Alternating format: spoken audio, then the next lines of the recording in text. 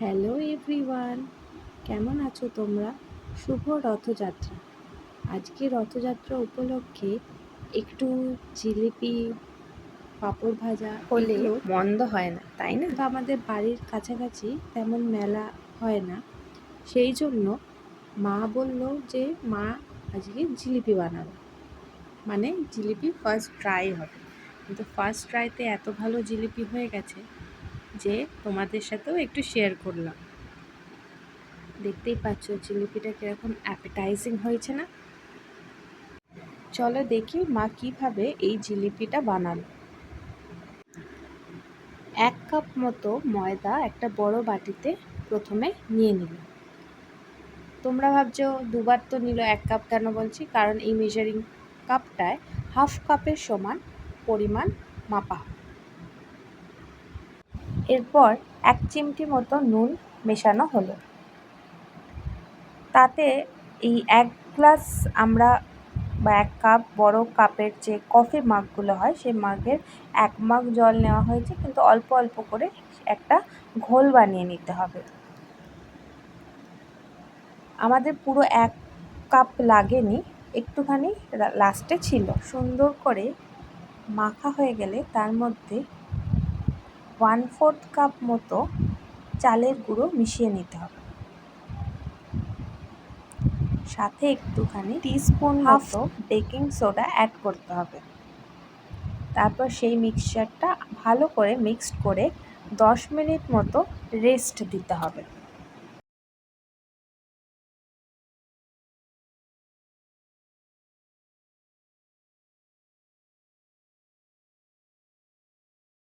মিক্সচারটা এবার রেস্টে রাখা হলো। দেখো লাস্টে 2 কি 3 চামচ মতো জল পড়ে রয়েছে। এবার ওইদিকে চিনির যে শিরাটা সেটা বানিয়ে নিতে হবে। শিরাটা বানানোর জন্য আমরা 1 কাপ চিনি নিয়েছিলাম আর সমপরিমাণ মানে 1 কাপ জল নিয়েছিলাম। আবারও দুবার দেখাচ্ছে, কারণ হচ্ছে এটা হাফ কাপ মতো পরিমাণ মাপার জন্য মেজারিং কাপ, তাই। এবার ভালো করে চিনিটা গুলে গেলে, একবার বয়েল চলে এলে শিরাটাকে আস্তে করে দিয়ে আস্তে আঁচে কিছুক্ষণ ধরে সেটাকে ফোটাতে হবে। তার তৈরি হবে না, তবে একটা আঠালো মানে অল্প একতার বিশিষ্ট একটা রস তৈরি হবে। খুব বেশি গাঢ় করলে কিন্তু হবে না। এবার গ্যাসটাকে আস্তে করে তাতে একটু লেবুর রস চিপে দিতে হবে। আর জিলিপির রং আনার জন্য 2 ফোঁটা মতো ফুড কালারিং ইউজ করা হয়েছে। তোমরা এটা চাইলে স্কিপও করে দিতে পারো। দেখো কি সুন্দর রংটা চলে এসছে চিনির রসটায়। এবার যে ব্যাটারটা আমরা রেস্টে রেখেছিলাম সেই ব্যাটারটার মধ্যেও আমরা একটু লেবুর রস দিয়ে দেব, কারণ ওতে বেকিং সোডা রয়েছে। তোমরা চাইলে ভিনিগার দিতে পারো, যাতে এটা একটু ফ্লাফি হয় আর একটু এয়ারি হয়, তার জন্য। এবার ভালো করে এটাকে অনেকক্ষণ ধরে একটু ফ্যাটাতে হবে। ভালো করে ফ্যাটালে তবে কিন্তু এটা বেশি নরম হবে আর ক্রাঞ্চি হবে।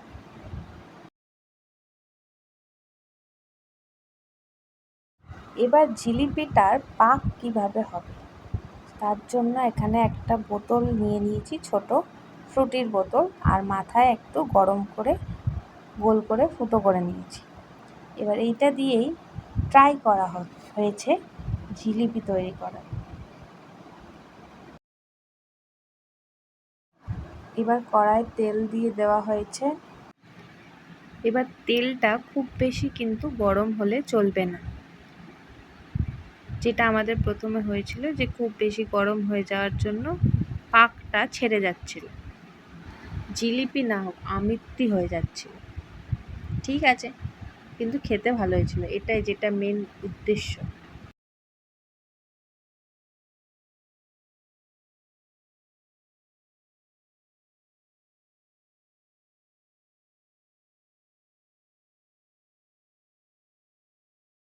ভাজা হয়ে গেলেই ওই গরম গরমই কিন্তু আমাদের রসের মধ্যে দিয়ে দিতে হবে।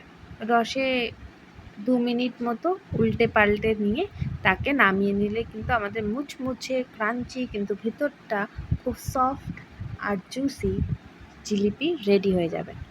চলো দেখাই।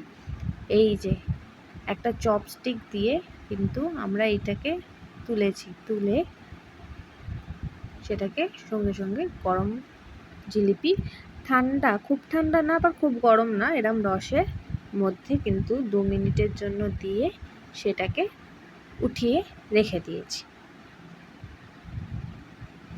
দেখতে কি সুন্দর হয়েছে না? দেখতে যেমন ভালো হয়েছে, খেতেও কিন্তু ভালো হয়েছে। দেখো ভিতরটা কিন্তু রস গেছে আর খুব নরমও হয়েছে।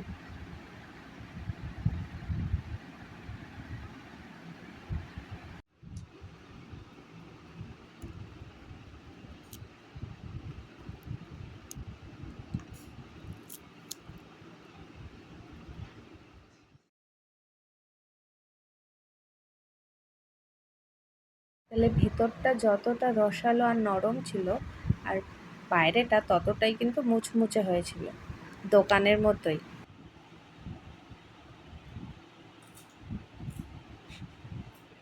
এই যে নিজের তৈরি করা জিলিপি নিজেই খাওয়ার থেকে গায়ে আগে ফেলছে, তো ক্রাঞ্চি হয়েছে আর ভালো হয়েছে বলে খুব মজা পেয়েছে।